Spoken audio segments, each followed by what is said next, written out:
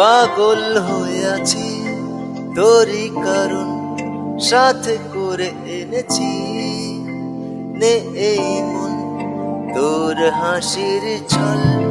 তোর চুলের দল আমাকে কেড়ে নেয় তোর চোখের ঝিল জানি বেরোনো মুশকিল